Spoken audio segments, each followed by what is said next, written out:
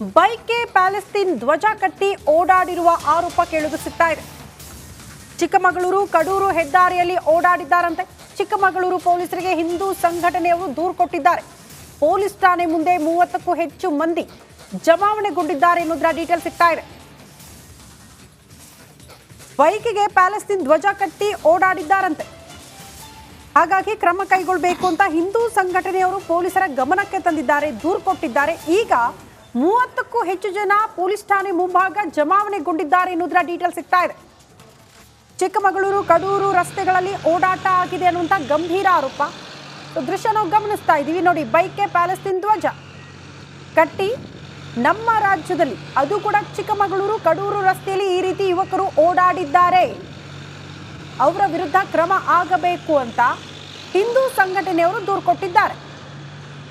ಏನಿದ್ರ ಉದ್ದೇಶ, ಏನ್ ಸಂದೇಶ ಗೊತ್ತಿಲ್ಲ. ಒಟ್ಟಿನಲ್ಲಿ ಯುವಕರು ತಮ್ಮ ಬೈಕ್ಗೆ ಪ್ಯಾಲೆಸ್ತೀನ್ ಧ್ವಜ ಕಟ್ಟಿದ್ದಾರೆ. ಇರೋದೆಲ್ಲಿ, ಎಲ್ಲಿ ವಾಸ ಮಾಡ್ತಿದ್ದಾರೆ, ಯಾವ ನೆಲದಲ್ಲಿ ನಿಂತ್ಕೊಂಡಿದ್ದಾರೆ, ಪ್ಯಾಲೆಸ್ತೀನ್ ಧ್ವಜ ಯಾಕೆ? ಹಿಂದೂ ಸಂಘಟನೆಯವರ ಪ್ರಶ್ನೆ ಇದು. ದೃಶ್ಯ ಗಮನಿಸ್ತಾ ಇರೋದು ಪೊಲೀಸ್ ಠಾಣೆ ಮುಂಭಾಗ ಪ್ರತಿಭಟನೆ ಆಗ್ತಾ ಇರೋದು.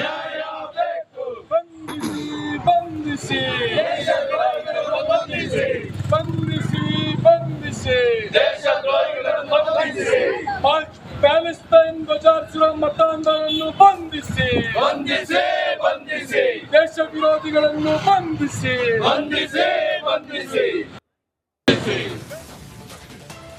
ಬೈಕ್ಗೆ ಪ್ಯಾಲೆಸ್ತೀನ್ ಧ್ವಜ ಕಟ್ಟಿ ಓಡಾಡಿರುವ ಆರೋಪ ಕೇಳಿದು ಸಿಗ್ತಾ ಇದೆ. ಚಿಕ್ಕಮಗಳೂರು ಕಡೂರು ಹೆದ್ದಾರಿಯಲ್ಲಿ ಓಡಾಡಿದ್ದಾರಂತೆ. ಚಿಕ್ಕಮಗಳೂರು ಪೊಲೀಸರಿಗೆ ಹಿಂದೂ ಸಂಘಟನೆಯವರು ದೂರು ಕೊಟ್ಟಿದ್ದಾರೆ. ಪೊಲೀಸ್ ಠಾಣೆ ಮುಂದೆ 30ಕ್ಕೂ ಹೆಚ್ಚು ಮಂದಿ ಜಮಾವಣೆಗೊಂಡಿದ್ದಾರೆ ಎನ್ನುವುದರ ಡೀಟೇಲ್ ಸಿಗ್ತಾ ಇದೆ. ಬೈಕ್ಗೆ ಪ್ಯಾಲೆಸ್ತೀನ್ ಧ್ವಜ ಕಟ್ಟಿ ಓಡಾಡಿದ್ದಾರಂತೆ. ಹಾಗಾಗಿ ಕ್ರಮ ಕೈಗೊಳ್ಳಬೇಕು ಅಂತ ಹಿಂದೂ ಸಂಘಟನೆಯವರು ಪೊಲೀಸರ ಗಮನಕ್ಕೆ ತಂದಿದ್ದಾರೆ, ದೂರು ಕೊಟ್ಟಿದ್ದಾರೆ. ಈಗ 30ಕ್ಕೂ ಹೆಚ್ಚು ಜನ ಪೊಲೀಸ್ ಠಾಣೆ ಮುಂಭಾಗ ಜಮಾವಣೆಗೊಂಡಿದ್ದಾರೆ ಎನ್ನುವುದರ ಡೀಟೇಲ್ ಸಿಗ್ತಾ ಇದೆ.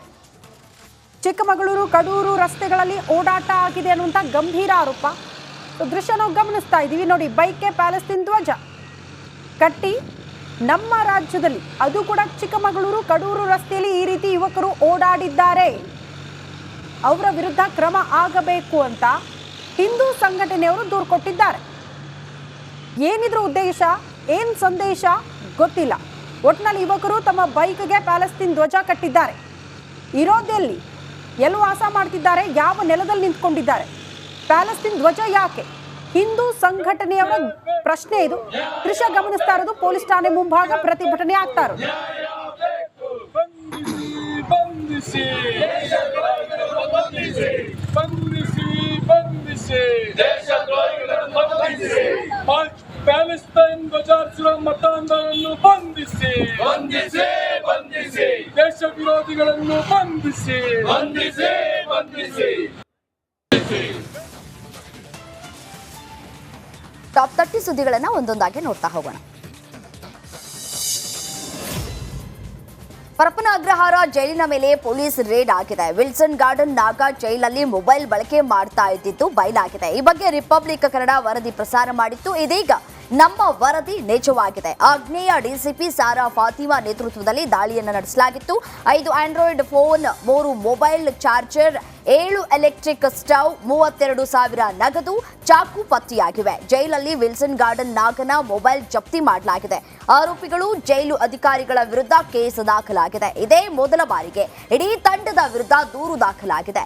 ಜೈಲಿನ 20ಕ್ಕೂ ಹೆಚ್ಚು ಸಿಬ್ಬಂದಿ ಅಧಿಕಾರಿಗಳಿಗೆ ಬಿಸಿಯನ್ನ ಮುಟ್ಟಿಸಲಿಕ್ಕಿದೆ ಈ ಒಂದು ಪ್ರಕರಣ.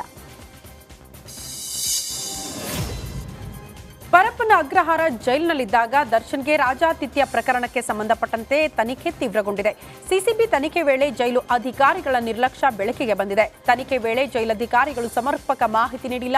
ದರ್ಶನ್ ಬ್ಯಾರಕ್ ಬಳಿ ಡ್ಯೂಟಿಗೆ ಹಾಕಿದ್ದವರ ಮಾಹಿತಿ ನೀಡ್ತಾ ಇಲ್ಲ. 2 ಬಾರಿ ಜೈಲು ಅಧಿಕಾರಿಗಳಿಗೆ ಮಾಹಿತಿ ಕೇಳಿದ್ರೂ ಮಾಹಿತಿ ನೀಡಿಲ್ಲ. ಇದರಿಂದ ದರ್ಶನ್ ಬ್ಯಾರಕ್ ಬಳಿ ಡ್ಯೂಟಿಗೆ ಹಾಕುತ್ತಾ ಇದ್ದವರ ಡೈರಿಯನ್ನ ಮೇಂಟೈನ್ ಮಾಡಿಲ್ಲ ಎಂಬ ವಿಚಾರ ಕೂಡ ಬಹಿರಂಗಗೊಂಡಿದೆ.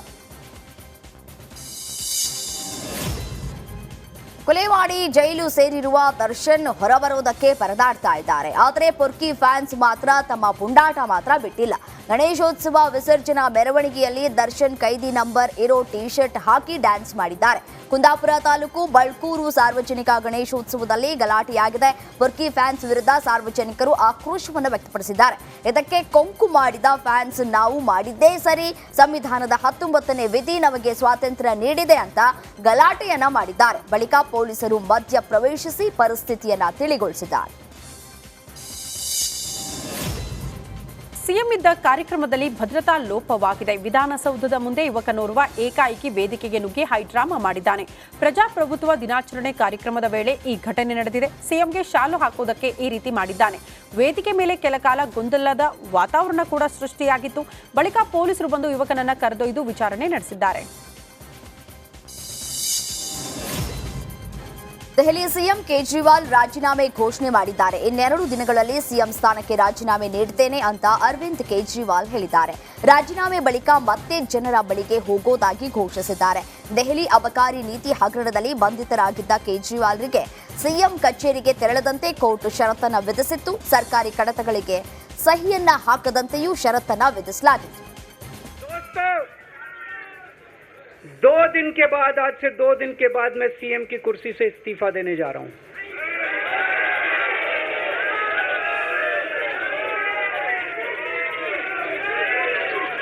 और मैं तब तक सीएम की कुर्सी पे नहीं बैठूंगा जब तक जनता अपना फैसला ना सुना दे. मैं जनता के बीच में जाऊंगा. ಸಂವಿಧಾನ ಪರ ಘೋಷಣೆ ಕೂಗದಿದ್ದಕ್ಕೆ ದಲಿತರು ಆಕ್ಷೇಪ ವ್ಯಕ್ತಪಡಿಸಿರುವ ಘಟನೆ ಯಾದಗಿರಿಯಲ್ಲಿ ನಡೆದಿದೆ. ಪ್ರಜಾಪ್ರಭುತ್ವ ದಿನಾಚರಣೆ ಕಾರ್ಯಕ್ರಮದಲ್ಲಿ ಸಂವಿಧಾನದ ಪೀಠಿಕೆ ಓದುವ ವೇಳೆ ಜಿಲ್ಲಾಡಳಿತ ಎಡವಟ್ಟು ಮಾಡಿಕೊಂಡಿದ್ದು, ದಲಿತ ಮುಖಂಡರು ಶಾಸಕ ಚೆನ್ನಾರೆಡ್ಡಿ ಪಾಟೀಲ್ಗೆ ಮುತ್ತಿಗೆ ಹಾಕಿ ಧಿಕ್ಕಾರ ಕೂಗಿದ್ದಾರೆ.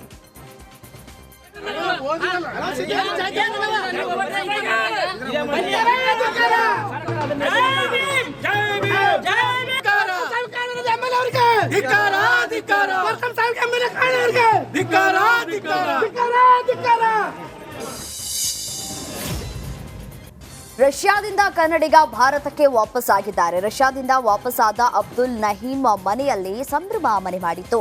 ಅಬ್ದುಲ್ ನಹೀಂಗೆ ಹಾರ ಹಾಕಿ ಸ್ವೀಟ್ ಅನ್ನು ತಿನ್ನಿಸಿ ಕುಟುಂಬಸ್ಥರು ಸಂಭ್ರಮಿಸಿದ್ರು. ರಷ್ಯಾದಲ್ಲಿ ಪಟ್ಟ ಕಷ್ಟದ ಬಗ್ಗೆ ಅಬ್ದುಲ್ ಎಳೆಯಾಗಿ ಬೆಚ್ಚಿಟ್ಟಿದ್ದಾರೆ. ಮೋದಿ ಅವರ ಕೃಪಾ ಕಟಾಕ್ಷದಿಂದ ಸೇಫ್ ಆಗಿ ಬಂದಿದ್ದೇವೆ ಅಂತ ಹೇಳಿದ್ದಾರೆ. ಶಿಲ್ಪಿ ಅರುಣ್ ಯೋಗಿರಾಜ್ ನಿವಾಸಕ್ಕೆ ಇನ್ಫೋಸಿಸ್ ಅಧ್ಯಕ್ಷೆ ಸುಧಾಮೂರ್ತಿ ಭೇಟಿ ನೀಡಿದ್ದಾರೆ. ಮೈಸೂರಿನ ಚಾಮರಾಜ ಜೋಡಿ ರಸ್ತೆಯಲ್ಲಿರುವ ಮನೆಗೆ ಭೇಟಿ ನೀಡಿ ಅರುಣ್ ಕುಟುಂಬಸ್ಥರೊಂದಿಗೆ ಮಾತುಕತೆ ನಡೆಸಿದರು. ತಮ್ಮ ಮನೆಯಲ್ಲಿರುವ ಶಿಲ್ಪಗಳ ಬಗ್ಗೆ ಸುಧಾಮೂರ್ತಿ ಅವರಿಗೆ ಅರುಣ್ ಯೋಗಿರಾಜ್ ತಿಳಿಸಿಕೊಟ್ಟಿದ್ದಾರೆ.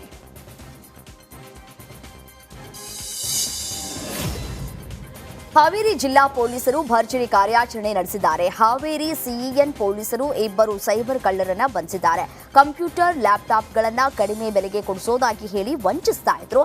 ಬೆಂಗಳೂರು ಮೂಲದ ರೂಪೇಶ್ HM ಮತ್ತು ಚಿಕ್ಕಮಗಳೂರಿನ ಚೇತನ್ MS ಎಂಬ ಆರೋಪಿಗಳು ಖಾಕಿ ಬಲೆಗೆ ಬಿದ್ದಿದ್ದಾರೆ. ಆರೋಪಿಗಳಿಂದ ಲ್ಯಾಪ್ಟಾಪ್ ಮತ್ತು ಸ್ಮಾರ್ಟ್ಫೋನ್ ಅನ್ನ ಜಪ್ತಿ ಮಾಡಲಾಗಿದೆ. ನಾಗಮಂಗಲ ಗಲಭೆ ಪ್ರಕರಣಕ್ಕೆ ಸಂಬಂಧಪಟ್ಟಂತೆ ಗಲಭೆಕೋರರನ್ನ ಪತ್ತೆ ಹಚ್ಚೋದಕ್ಕೆ ಪೊಲೀಸರು ಸಿಸಿಟಿವಿ ಪರಿಶೀಲನೆ ಮಾಡಿದ್ದಾರೆ. ಈ ವೇಳೆ ಹಲವು ಮಹತ್ವದ ಸಾಕ್ಷ್ಯಗಳು ಸಿಕ್ಕಿದೆ. ಈ ಘಟನೆ ಪೂರ್ವ ನಿಯೋಜಿತ ಅನ್ನೋದಕ್ಕೆ ಮತ್ತೊಂದು ಸಾಕ್ಷ್ಯ ಕೂಡ ಸಿಕ್ಕಿದೆ. ಕಿಡಿಗೇಡಿಗಳು ಹಾರೆ ತಂದು ಸಿಸಿಟಿವಿ ಒಡೆದಿದ್ದಾರೆ. ಅಂಗಡಿಗಳಿಗೆ ಬೆಂಕಿ ಹಾಕುವ ಮುನ್ನ ಸಿಸಿಟಿವಿ ಒಡೆಯಲಾಗಿದೆ. ಸಿಸಿಟಿವಿ ಧ್ವಂಸ ಮಾಡ್ತಾ ಇರುವ ದೃಶ್ಯ ಕೂಡ ಸೆರೆಯಾಗಿದೆ.